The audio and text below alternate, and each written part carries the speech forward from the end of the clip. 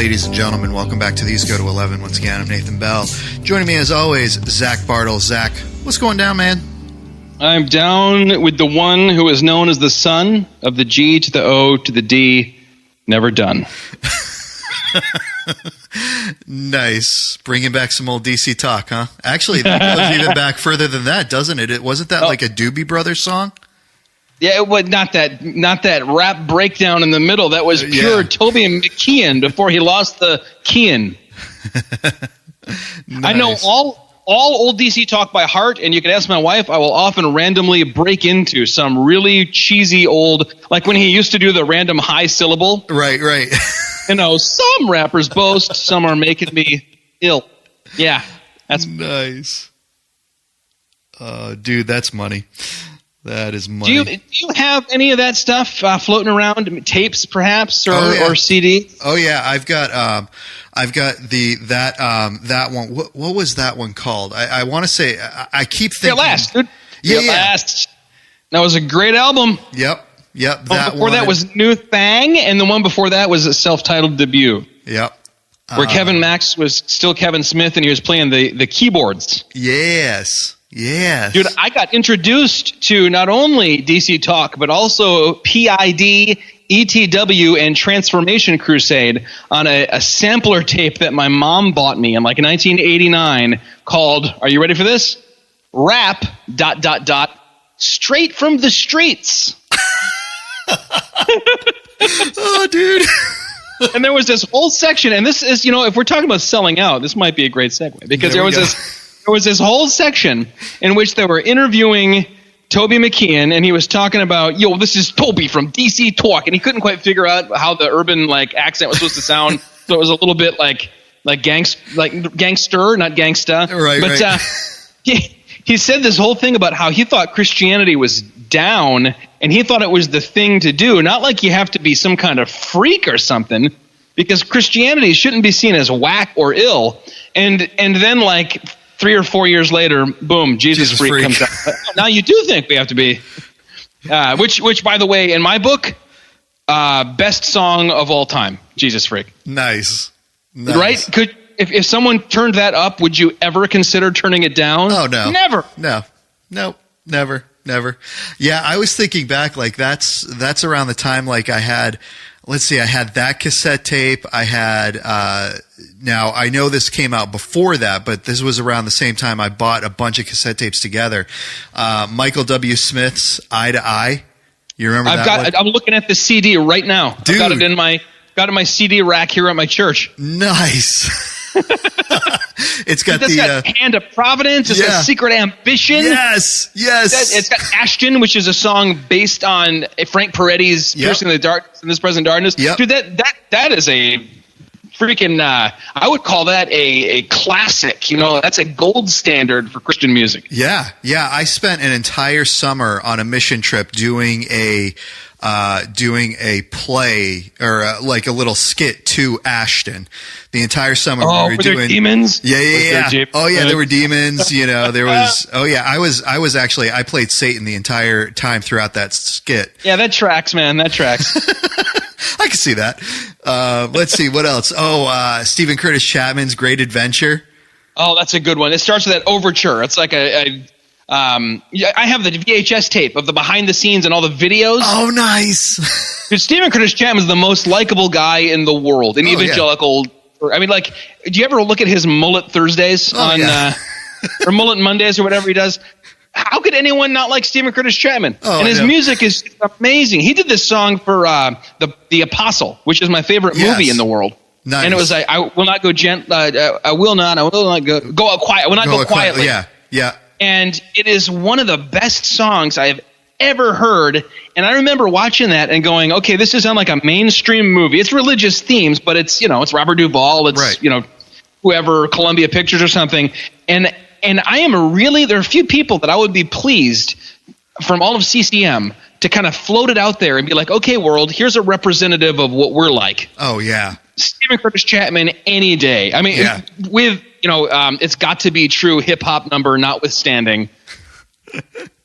There's people rag on all the time on CCM And even people who like it, like Trogs, he'll go on these rants.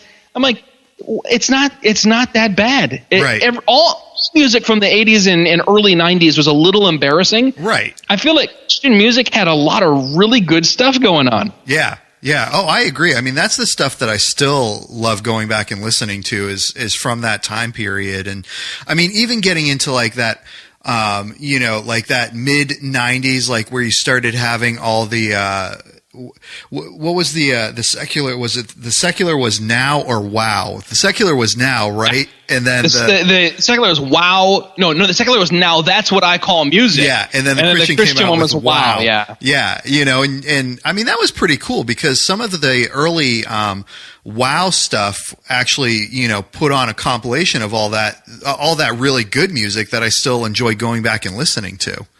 I have a boatload of those. I have so many CDs at home, dude. I'm never getting rid of them. I have cassettes too.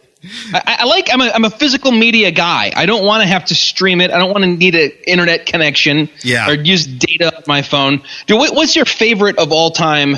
Give me an 80s and a 90s album, CCM, that are your absolute favorites. I've got to go back even earlier than 80s for this. No, I take that back. Well, Mylon LaFever and Broken Heart? It is no. It's Petra. Oh yeah.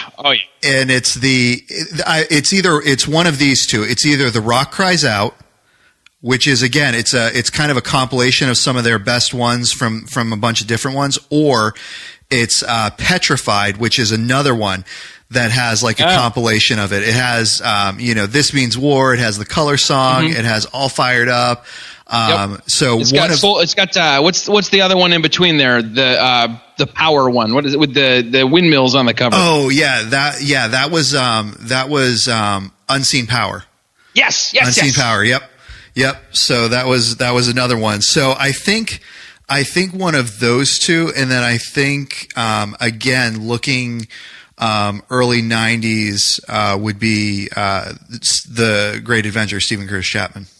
So good. Yeah. Dude, and the one that came after that, I think it might have been Speechless, or it might have been, I don't remember what it was. It was the one, he had a black, turtleneck on, and it had Let Us Pray. Yes.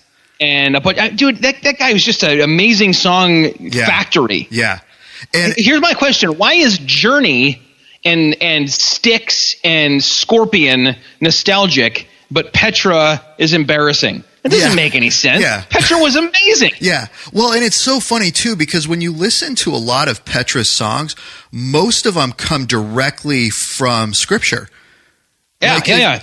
One of my favorite ones from the Petrified one is the one where it talks about the Levites return with the Ark of the Lord and be lifted up, everlasting God. Like that whole section from the Psalms, who is this King of Glory? The King of Glory will come in. Man, that was just, it's so good. I love going back and listening to those and then like reading the scripture in context. I mean, they were doing some great stuff. And you're right. Like, why do they get such a bad rap for the stuff that they did? That was unusual though. I remember I was really into White Cross. Uh-huh. And I'm still quite into White Cross. Scott Wenzel was the lead singer. I've got his solo stuff. I've got a lot of old White Cross. But I remember CCM did a review of one of their albums. Yep. When I was in college. So this must be in mid-90s. Okay, yep. And they said, it sounds great. It's, it's classic White Cross, if you like this kind of like hair metal kind of thing still. But the lyrics are a mishmash of sort of just like biblical / religious imagery, mixed metaphors. None of it quite works. It doesn't mean anything. And, for that reason, we have to give it kind of a tepid review.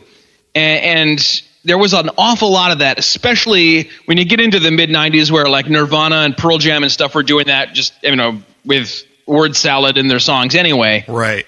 For the Christian, like I remember either Wayne Watson or Dallas Home, I think, writing a little editorial like, I don't know what half of these new Christian songs are supposed to be about, and that's a problem. Yeah. So there's something about the straightforward, like you always, what, maybe I don't know what Lamu Far Away is about exactly, But I know what Secret Ambition's about, and I know Right. what The Hand of Providence. I know what Pray Right. for Me and I'll Pray for You. That's pretty self-explanatory. Yeah. I Miss the Way. All these things they're very straightforward, but still artistic. My pick has got to be, dude, best Christian album of all time. Yep. It's got to be the Newsboys' Take Me to Your Leader. Oh, yes. Steve Taylor did the lyrics on that one, as he did before on Not Ashamed, also a great album. Yep. And it is just chock full. It's got Don't Serve Breakfast in Hell. It's got Take Me to Your Leader. It's got God Is Not a Secret. Yep. Yep. Oh, good grief, that's an amazing Does album. that one have the cartoon song on it, or was that another one? Dude, that's Chris Rice. Oh, that's Chris Rice. Oh. All right. I'm going to get a I lot like of him hate too. mail.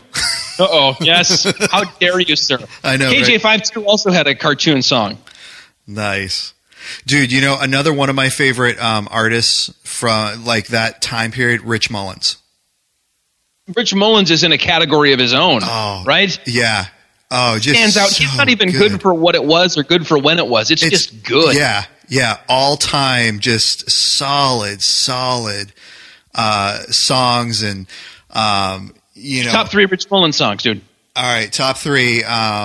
So not uniquely his, but Awesome God. Just still, He I wrote love that. the way. Oh, is it? Yeah. Okay. So see, I first heard that way back before I heard it from him from Sandy Patty. That was the first time I heard it. Yeah, he wrote a lot of songs that Amy Grant did and other people, but they're like Sing Your Praise to the Lord. That's him. Yep. Huge fan of that one. All Right, Okay, Aha, Amen. Yes. Yes. Such a good one. And then Hold Me, Jesus. Oh, dude. Rebecca St. James did a cover of that I love. To this day, it gives me chills. Nice. My favorites have got to be obviously Awesome God. Anyone who doesn't say that's a communist. Yeah. And then one from Ragamuffin Band, which was Liturgy of Legacy and Ragamuffin Band, was called In America. Remember that one? Oh, yep. And then the one that I had, you know how for a while, it was requisite you had like a slideshow at your wedding reception or whatever. My wife and I did that. And we both picked the songs for like the individual us. Then we had the us together. And mine was, oh, good grief, what's it even called? If I stand, let me stand. Holy smokes, that song it just feels like everything that I ever wanted to say crammed into 3 minutes. You know what I mean? Like, yeah. Amazing. I feel like there's this really, and I know we didn't intend to talk about this, and it's ironic because I started quoting a really corny bad song, but there is this sneering Gen X, like millennial, too good for everything. Nothing can be okay and earnest and just good. It's all got to be like, oh yeah, that thing. Vibe about Christian music that it's never good. It's always embarrassing. And whenever I hear that come up, I usually laugh along. And I'm kind of coming out right now as someone who's like, no, that's not how I feel at all. Yeah. I feel like a lot of this stuff got me through difficult times in my life. Yeah. And Jeff Moore in the Distance were corny, but Jeff Moore in the Distance really means something to me. Yeah. You know what I mean? Like, the Evolution song, Home Run. Evolution Redefined, Home Run. And then Jeff Moore came out later on with a number of songs, just worship songs himself. Yep. I would put that dude up against any secular. And here, all right, people are going to laugh at me and they're going to think I'm stupid and they're going to call me names. My wife has got this Paul Simon concert in the Central Park double disc CD. Yep. I'll put at least half a dozen CCM artists up against that stuff. Yeah. I know he's quote unquote, like a folk music rock god. I don't care, man. I put Carolyn Aaron's "Seize the Day" up against his best song. Yes. Confidently. Yeah. Yeah. And there really is. There are so many great artists out there who are, just so unique and so doing their own thing. I mean, anyone who has anything like bad to say about Stephen Curtis Chapman, I literally will jump down their throat, because here's a guy who's been not just in the Christian industry, but a mentor to Christian artists, but he's also been a mentor to a lot of secular artists out there, and has such an amazing testimony of what it is to, live a godly life, bring up a godly family. You know, that tragedy that happened to him and his family. What is it now? 7 years ago. Been a while. I'm sure it feels like 7 days ago to him. I know, yeah. And just like them coming out and being like, you know, yeah, it's hard, but you know, we're gonna trust in God, and seeing them live that out, you know, day to day. And like, it's so awesome. And how can you not appreciate someone like that, and someone, you know, writing, again, like Rich Mullins, who writes music from their heart and, you know, pours everything into it. The song "Hold Me Jesus" by Rich Mullins, I remember hearing this recently, that he came up with, I believe it was the lyrics to those words, where he was on tour and he was staying in a hotel, and you know, he turned on a pornographic movie and watched the whole thing and got done and just was so ashamed with himself. And he told that on stage, you know, and he's like, I went outside and I just started weeping, and you know, God just started bringing these, I mean, just the realness of that, you know. And like, here's a guy who's, you know, center stage and is just like, look, I'm a human and I fail, and this is God's grace and providence in my life. You know, and oh man, that I love that. I love the realness that, you know, these artists have, and there are a lot. Not all of them, of course. Yeah, not by a long shot, but yeah, like you say, there's some of these guys who's. And here's the other thing about Steven Curtis Chapman. Mm-hmm. We were having that smarmy conversation about, you know, actually a friend of mine that you know and I were coming up with dishes from the different names of different, you know, like pasta El Denson, you know, which by the way, I like El Denson a lot too. He was good stuff. And he had a plane crash, like, and it still has a great testimony. But someone said something about Steven Curtis Chapman. He was like, I'm out. I can't. Yeah. Because that guy gave a whole bunch of money to help a whole bunch of people, and I was one of them, so that I could adopt my child. Yeah. Like, just totally quiet, not like, oh, look at me, I'm doing this great thing, and you know, I'm a sponsor of this thing, and my name's on the faces. No, just quiet, just humble, so humble, and so much giving. And you know what? It really helps my faith, dude. I just found out. This is pathetic. I just found out. But my favorite band, I would have told you a year ago, 10 years ago, 15 years ago. My favorite band was MXPX. Okay. Right? Yep. Sure. Christianity's answer to Green Day or whatever. I thought they were better. I still think they are better. And you know, pop punk kind of vibe.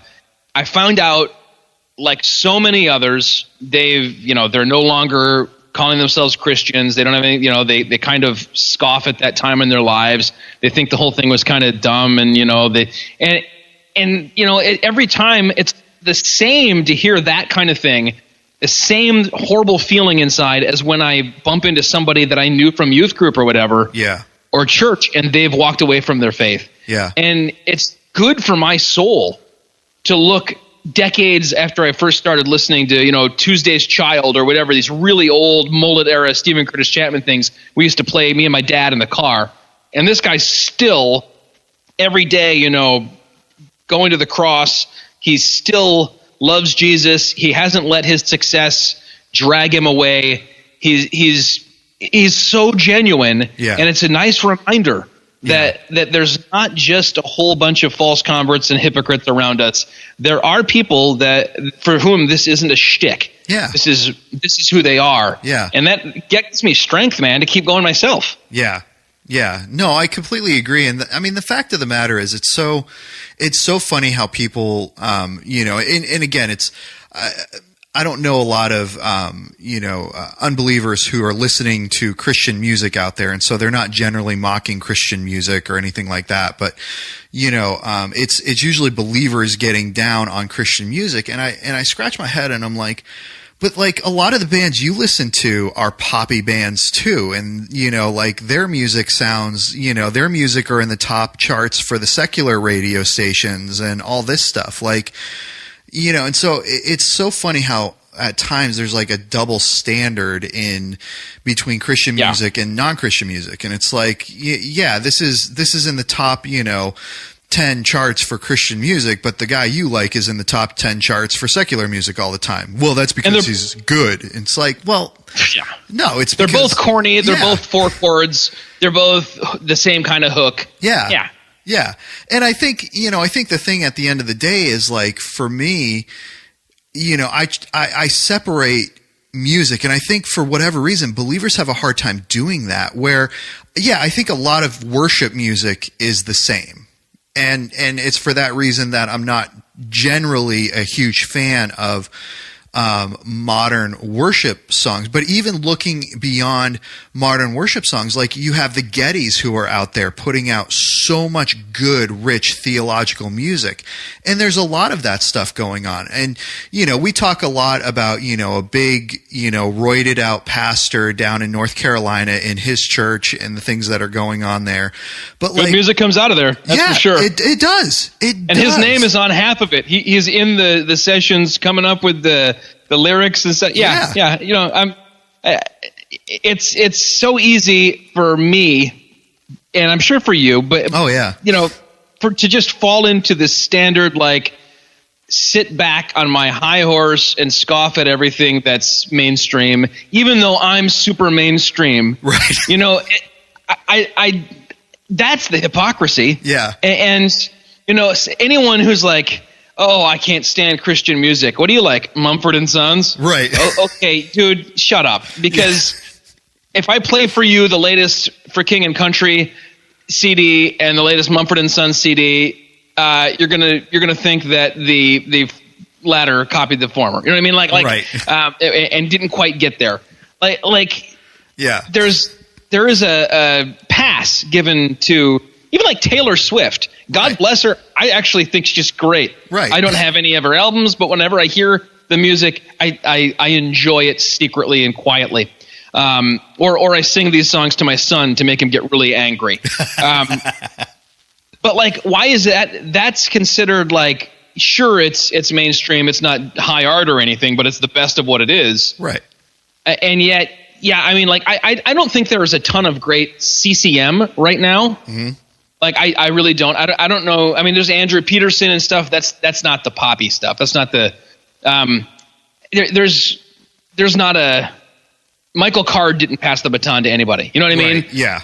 Yeah. But I think that there's just a tendency to, if it's got the Jesus label on it, it gets 10 times harsher savaging. Yeah. And it reminds me of it. I remember watching. We never had cable growing up. I was at my grandma's house, and I'm watching Comedy Central. Yep. When I'm probably about 11, right, yep. 12 maybe, and they had whatever it was, Evening at the Improv or whatever it was, and this guy comes out, and he was a really funny comic, and I've always loved stand up comedy, and so I'm just drinking this in that I can watch unending amount of it, and my sister and I are watching it, and the guy's like, "What about this Christian rock? What a bait and switch that is. I hate that. I get in my car and I'm flipping with the radio and then I hear, oh, hey, sounds good. Sounds hip. Jesus, click." And I remember I laughed at that and my sister got really mad at me. She's like, "Why would you laugh at that?" I'm like, "I don't know. That's kind of funny. Like Christian music trying so hard to sound like it's not Christian is a funny concept. Right. Sad funny, like ha sad. Right. But Christian music that just, I mean, I bet if you sang "A Mighty Fortress Is Our God" to a non-believer in Saxony in 1535, yep, they'd go, "That sounds an awful lot like the stuff that's sung outside of the church," right? I know, and it wasn't a bar song; it's a B-A-R-R-E bar song, but it was. I mean, Fanny Crosby sounded like what was, the broad mainstream music of her day. Right. It's okay. Right. Why is it all of a sudden, we're all right, the old hymns was okay. Certain things get, they're kind of quirky enough or weird enough. Jars of Clay was okay because of, they were kind of the tip of the spear with that kind of music. Yep. But for the most part, this whole thing is your whole life's work is just a punchline. Yeah.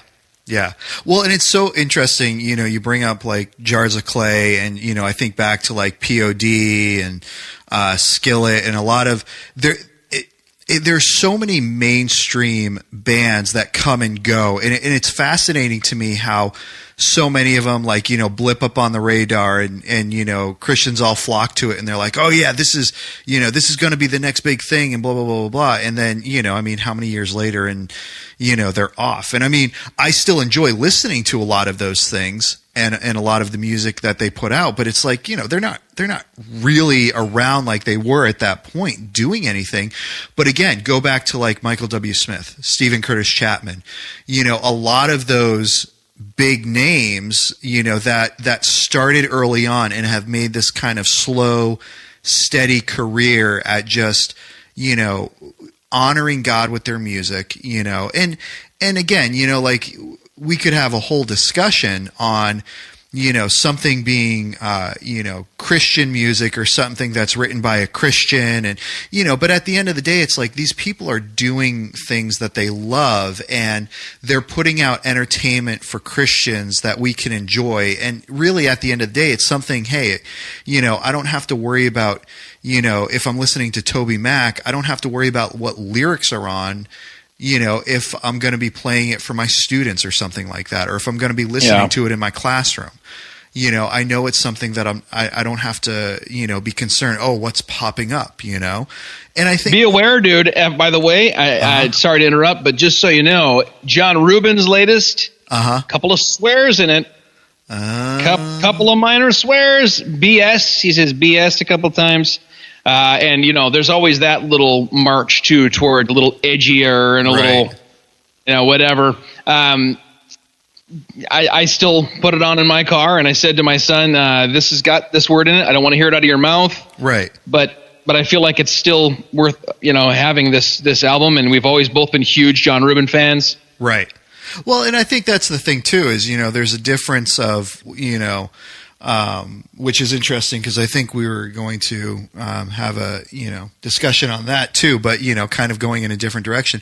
I think it's interesting, and worth talking about, different things that you're willing to listen to, privately or with your son, or there are different tiers of things that you're willing to tolerate and put up with. I don't like a lot of language in my music in general, which is why I don't tend to listen to music with a lot of language in it. But I don't mind watching a movie like that. That doesn't bother me. But I'm certainly not going to put that in a DVD player and show it in front of a classroom of students either. That there's just something different about what we would tolerate in our entertainment sphere. And I know for me, like with a lot of these Christian artists, I don't have to be concerned with the message that they're sending across, particularly to my middle schoolers. Yeah. I was listening to an Ed Sheeran song, and I'm just like, oh my gosh, and I didn't turn the radio station because I generally like this radio station and listen to the music on it, but I'm just like, man, this is what my kids are listening to, like my school kids are listening to, and this is the impression they're getting about, adult relationships, and it's just, to me, it's sad, and so I don't have to worry about that if I put on Stephen Curtis Chapman and he's talking about relationships, adult or otherwise. It's always from a godly perspective that he's singing about these things, which I appreciate. Yeah, I don't remember who it was. It was one of those under the radar, like the 77s or what was the Mike Rowe band? Not that Mike Rowe from the Dirty Jobs, but the Christian Mike Rowe. I can't remember what it was called. But it was one of those. The guy had a love song to his wife with some semi lurid. I mean, from an outsider's point of view, lyrics like some sexual stuff. It was all metaphor, dive into your swimming pool or stuff could be different ways. And I remember that was a big deal. Like, is this okay? And that kind of stuff. That's a different topic for another day. Right. But that does go to the point of there's such a just wide range of different kinds of Christian music. Yeah. And people often think of it, you know what they think of? They think of Sunseed, right? Remember that? I've got the friend, Jesus is my friend. Or, just like the corniest there, that kid, Michael Clancy, doing the new thing on religious TV that went viral. That was awesome. But, people today, I think that there's more stuff now than ever that's quality. Trip Lee is is probably the best at what he's doing right now. Mm-hmm. I know I'm not exactly the right demographic to make that call, but I can recognize that it's insanely artistic and well written and well performed. Yep. There's still a lot of the bands that I was super into. A lot of them I think have gone the way of the dodo there since I was in college.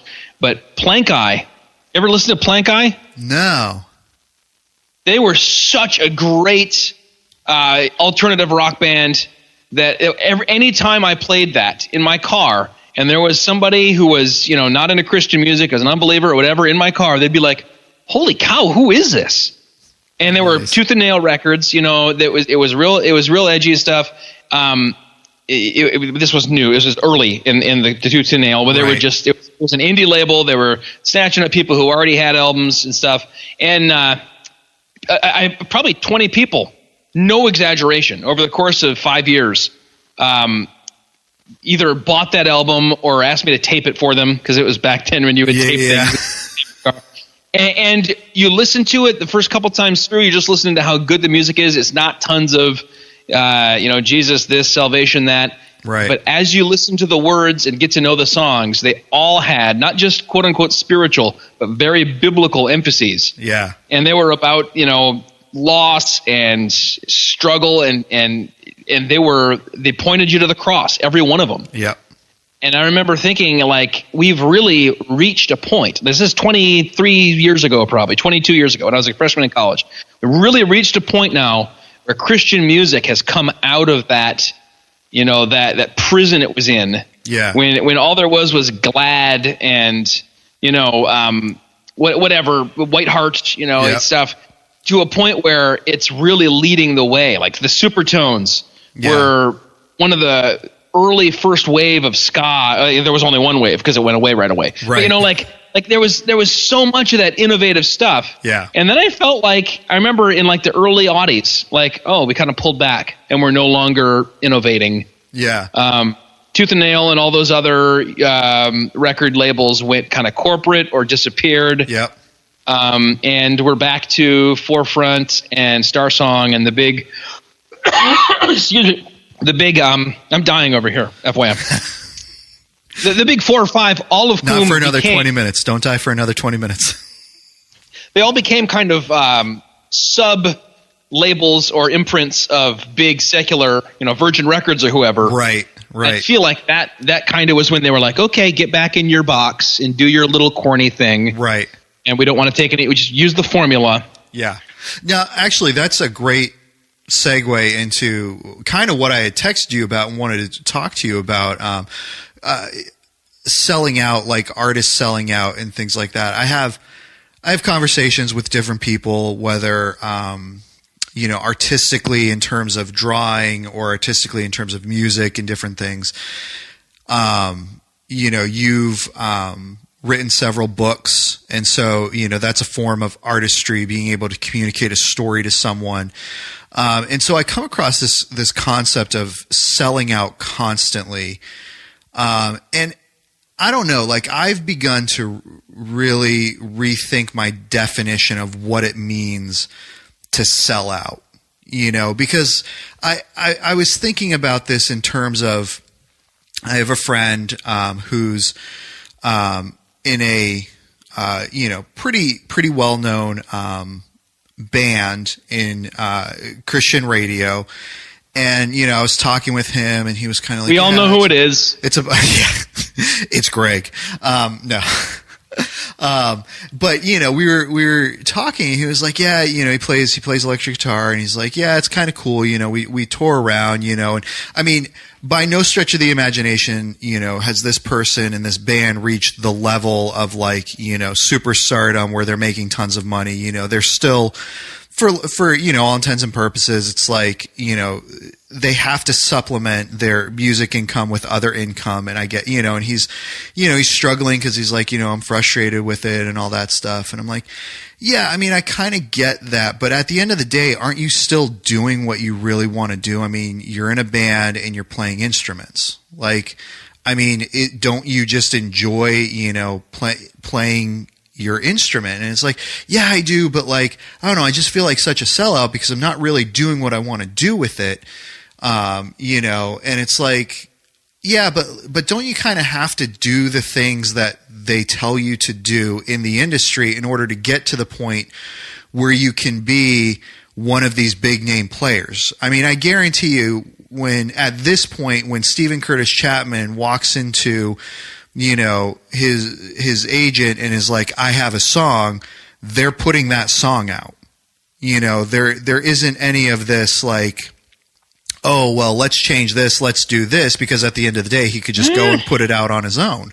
I mean, I don't know, man. I bet there is. I bet there's still some PR wonk and somebody holding them back. You're going to record these. You're going to do that thing you do in Spanish. I'll give you one song per side of the LP kind of situation.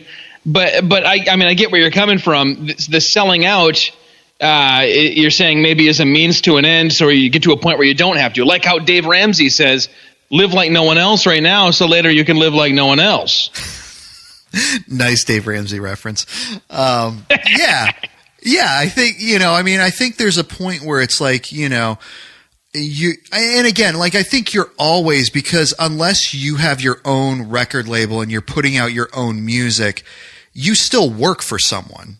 I mean, let's be real, like, somebody is still cutting you a check to do your thing, And so I think you're right. I think there's always going to be some compromise and some nuance to certain things. But at the end of the day, I think it's going to be less for, Steven Curtis Chapman than it's going to be for the guy who's just, struggling, working, out of his garage, And is that really selling out, or is that just kind of like, you know what? These are the people who are, paying my bills. No one else is going to pay my bills doing this at this point. So yeah, I'm going to do this thing, and until I can get to the point where I'm doing more of what I want to do in this particular industry. And I think you talked about this a little bit on Clinch, your other podcast with writing books. That there's a lot of things that you went into thinking, oh yeah, I'm going to get, this choice and this preference. And they were kind of like, nope, you're actually going to do it this way, or you're going to do this, or you're going to do that. I mean, in those moments, did you kind of feel like you were selling out, or did you just feel like, hey, I'm getting my book out there, and so this is pretty cool? Yeah, I feel like the very notion of selling out is for naive, very young people to carp on. And it's different depending on what subculture you're in. Yeah. Like for like punk rock fans, Rancid sold out when they took a big record deal and started touring and became successessful. Right. Well, no, you're supposed to stay in this gross alley bar, with a single bare light bulb and vomit all over. That's anything else is selling out. Right. And that's usually it's very immature people who complain about that. Although there is certainly a sense in my mind. Yes, you're right with the books. I wanted things done a certain way and assumed that I would have a lot of input into it. And they had quite literally bought out my right to dictate stuff like that by giving me what to me was a rather enormous check, right, with the promises of more to come for, upon completion of the manuscript, for the next book, etc. And so in a sense, I guess you've sold that out, but that's not that big of a deal to sell something like what the cover looks like or what the title of the book is. That's all part of the game. Right. In my mind, the selling out is if they had said, dude, there's way too much Jesus in this, or this is so exclusive, can we make it more? And this is the direction. I know this for a fact. This is not hearsay. I used to go, I've unplugged from all this stuff. I used to go to all the Christian writing and Christian publishing conferences and all these things. Yep. And, wear the little the lanyard with all the ribbons under it and stuff. And I sat in on literally 3 different, kind of 2.5, if you count imprints of different things. Sure. Here's the state of our publishing company situation. One of them was a publisher I'd worked with, and the common denominator was what's selling right now during this difficult time for publishing in the CBA, which is the Christian Bookseller Association. In that world, what's selling is books that are clean, books that they're not full of lurid stuff, they're not full of swearing and sex, but they're also not full of this really blatant Jesus stuff and Bible stuff, and that's going to be more and more what we're doing. Books that are kind of the clean alternative to, like the Harlequin romance stuff.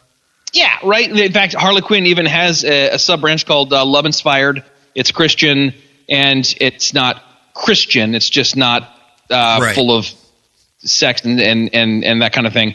And to me, at that point, I mean, granted, if you want to just write stories, you don't have to write Christian books or Christian songs or make Christian movies if you're a Christian. You can just make great movies, write great books, and do well, Yeah. So I'm not saying everyone's got to. I'm saying for me, someone who went into this going, this is a way to use gifts God gave me to communicate spiritual truth while also making people go, holy crap, what happens next, and enjoy themselves, and hopefully also turn some phrases that come off pretty well. This is ironic because I'm not being very eloquent right now, but to write some very worthwhile prose as well. Yeah. If that was my goal, then for me it would have been majorly selling out. If they would have been like, let's lose this part where this guy, quote unquote, believes in Jesus. This isn't going to sell. Okay, I don't care. Yeah. This is a deal breaker. Now, for someone else, the deal breaker is somewhere else. Right. Maybe you're a musician and you don't do hooks. Okay, then if they get you to do a hook, you've sold out. That's on you. It should be you who cares. It shouldn't be your fans or the community around you that's like, the thing you just did is the thing you can't do. It should be your principles that I don't violate these. Here's a box in which are my particular principles that I'm not gonna give up. I don't care how much money you dangle in front of me. I'm not going to do this. Like I remember Ashley Judd. The first time I ever saw her was a movie that I love, even though it sucks, called Cuffs. Oh, yes. FFS. Yes, Christian Slater. The Christian Slater movie. I don't know why I love it. Literally, when I get depressed, I will sometimes turn that movie on because it makes me feel good. Nice. But like she's like in the background, she's the wife of a guy who owns a bodega or something. And I remember hearing or reading that she had been up for the part that Mia Jovovich plays. Yep. But said, no, I'm not going to do that. I'm not going to take that part because it requires like dancing around in my underwear. And I that's just a line I won't cross. Yep. Now, I don't know if that's true or if that's an urban legend, but if it's true, then wow, has she sold out? Because I know there's been stuff I've had to like mash the chapter skip button on with Ashley Judd because it's just like, oh, I can't look at that. Right. That's your own conviction then throwing out the window. That's selling out. To me, MXPX saying, well, yeah, you can still download, different things where this song that's all about a girl who has tried everything and finds Jesus, but that's not who we are anymore. I know it's a change in their conviction, so they're still being true to themselves. Mm-hmm. But from a fan point of view, I'm like, you sold out. From their point of view, it must not have been part of what they wouldn't do. Right. Yeah. I think it's got to be really personal. I think nobody from the outside can say you're a sellout. If you are. Yeah. Yeah. Yeah. I think that's a good point. And I like how you mentioned, conviction in that, because I think too, like convictions can change as well, Sure. And that's, that's something that, like you said, you have to make that decision.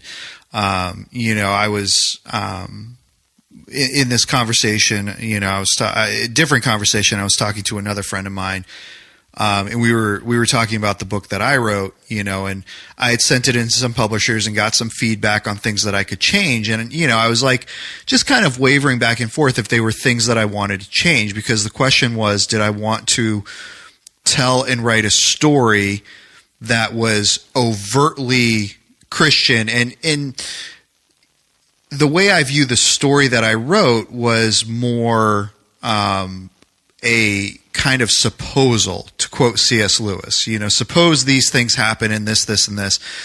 And they kind of came back and they were like, it's interesting, but, we really don't like the direction you're going with it and all this stuff. And so it was like, okay, well, I could change that.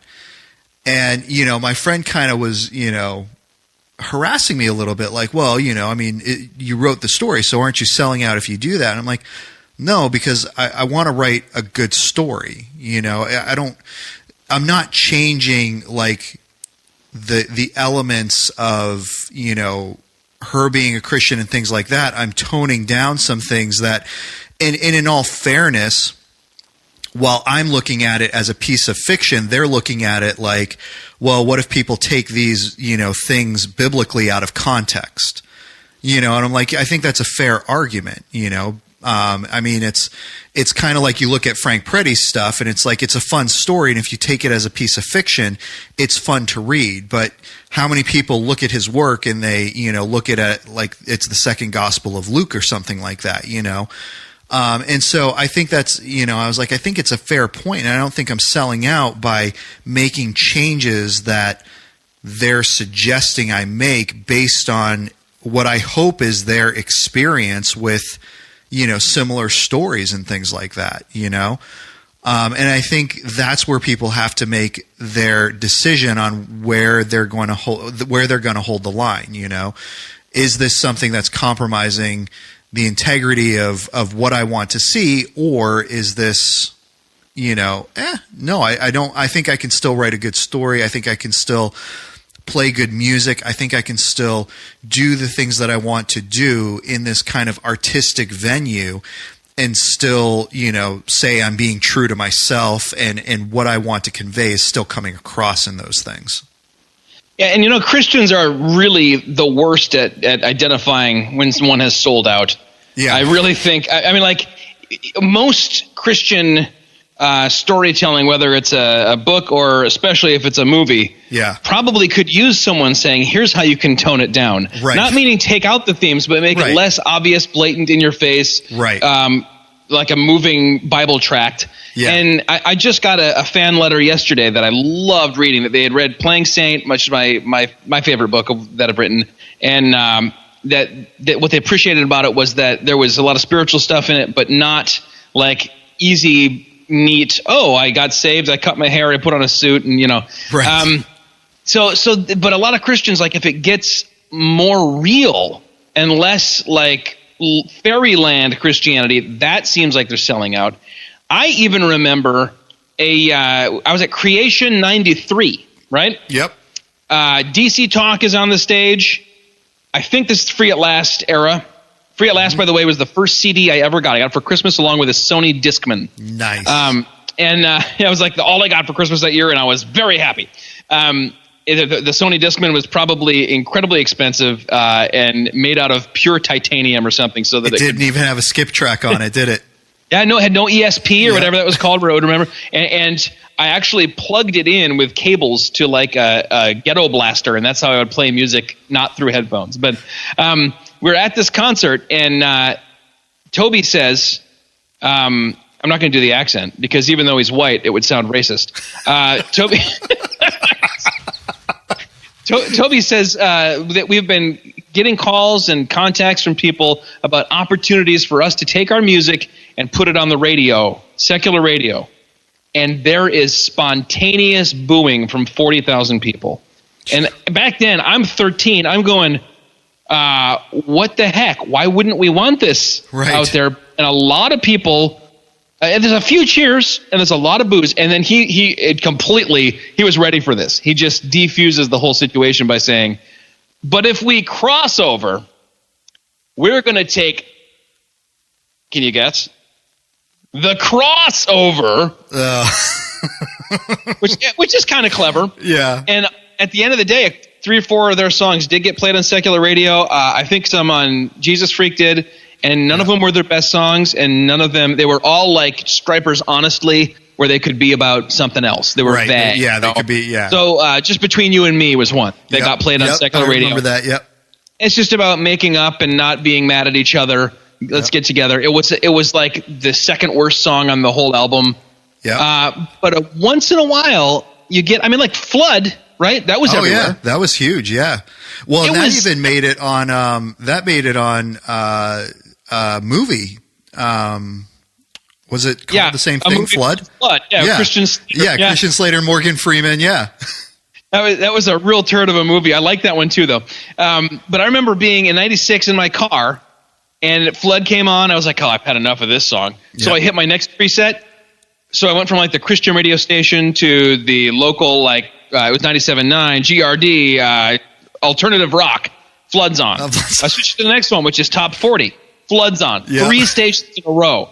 I mean, they're really, and then Love Song for a Savior got out there a little bit. Yeah. And I'm going, wow, if something's good enough, the world will go, that's, I'm not into the Jesus thing, but that's pretty good. And if you remember, somewhere between 2003, I want to say 2002, 2003, maybe even into 2004, I Can Only Imagine. Did that get broad play? Oh yeah. Yeah, that was broad play all over the country. I remember driving home, and this was when I was in New Hampshire. I was on summer break from college, and I was driving home. I was in, so just to give an idea to people, I lived in the country, but the local city, which really wasn't a city, it was just a big town, was like 20 minutes away. And so I was driving home, and I remember hearing that, and I was like, wait a minute, we don't have any Christian radio stations around here. And it wasn't a Christian radio station. It was the local pop, 105.5 station, that I had. Does that mean we're done? No, that just means I forgot to turn it down after I played the intro. But listening, and it came on, and I was like, oh, this is an anomaly. And they started talking about how the song is just sweeping the nation, and people are, requesting this, and they're loving it. And I was blown away by that, because to me, that is an overtly Christian song. There's nothing ambiguous about that. I mean, it talks about being face to face with Jesus and, dancing in his glory. I mean, you can't get away from it. And this is out there for the world, and they are just loving it and consuming it. And it blew my mind. And, so you even have moments like that where things like that slip on, and, people are just, for whatever reason, they get captivated by the music and the words that are there. And I think sometimes even without necessarily thinking about the implication of it. Yeah, and what's sad is that I'm sure there are people who thought of that as kind of selling out. We sort of want to keep this stuff for ourselves, which may be a metaphor for a lot that's wrong with the church. Yeah, true. And in the vein of, we didn't mention Mercy Me, who, again, well, I think they have some really good music in terms of, have you heard the song You Are, I Am? From them? Yeah. I mean, I feel like that's all good music that my parents like. Okay, fair enough. What about Casting Crowns? Same. Really?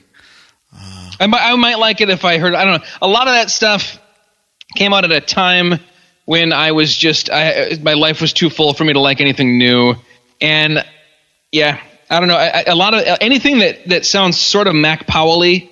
Okay. I sort of just dislike by default, because I don't like that kind of crooning. Okay. Even though I can recognize that there's great songwriting behind it and stuff, it's just not my cup of tea. That's like fair Third enough. Day, Yeah. I went to a show once where The Waiting, which is one of the best Christian bands of all time, opened for Third Day. Uh-huh. And I'm going, why was it not the other way around? I don't want to hear. I want to hear more. Songs like Consuming Fire and stuff are good. Mm-hmm. But I sort of feel like, maybe I'm thinking of the wrong band, but I sort of feel like Casting Crowns has a similar vibe, don't they?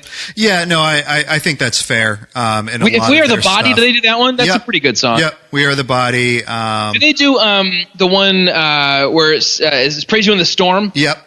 Dude, that song gives me chills. That's a really good song. Yeah. Yeah. Because it's so real, and it mixes biblical imagery with like stuff right out of the person's life who's singing it, which, you know, that's what any good Christian conveyance does, whether it's a sermon or whatever. Right. Yeah. I really enjoy Casting Crowns because in listening to their music, and then even I don't enjoy just listening to music. I mean, I love listening to music, but I also enjoy what goes into the music and what goes behind the music. And they really put a lot of thought and time into you know, the stuff that they're putting out there. And again, just to me, a lot of that imagery is in there. If you get a chance to listen to, you know, their album in full, I think you would enjoy it. Their Life Song album. I think you would enjoy that because there's. Oh, that Life Song thing was so omnipresent for like 2 or 3 years that if I hear that thing, man, I'm running for the Raptors. I don't mean that song, because you're right. That song. That song has like every time it comes up on my playlist, I always skip right over it. Became a death song after. Oh man, but the album, aside from that song, is really good, and I would, you know, that's one that I would recommend checking out. And their Christmas album that they released, I heard the bells on Christmas Day. It's one of my favorite renditions of that song is by them. So have to check it out sometime. Yeah, all right. I may do just that. Dude, this is cool. We pretty much got an hour in, which we were kind of wondering if we were going to do that. We're casting a little later tonight than we normally do. But I think this has been good. Turn this around quick if it's going to go to 11. That's true. Well, thankfully I don't have to do too much editing. I'm just going to leave all the mistakes in there and just cut out those 4 times I dropped an F-bomb. No, what we're gonna do is have you ever heard of Front Porch with the Fitzies? Elise Fitzpatrick's podcast. It's really good. She does one with her husband and then her son Joel and then her daughter. I can't remember her daughter's name right now, but they do a Patreon section and they're like all the unedited stuff that Joel says on here we put on there. That's how we can make our millions, man. That's right. Oh, dude. Well, this has been good, but we are going to have to go ahead and sign off now so that we can get this up for 11. So, Zach, we just rocked the Casbah. These go to 11.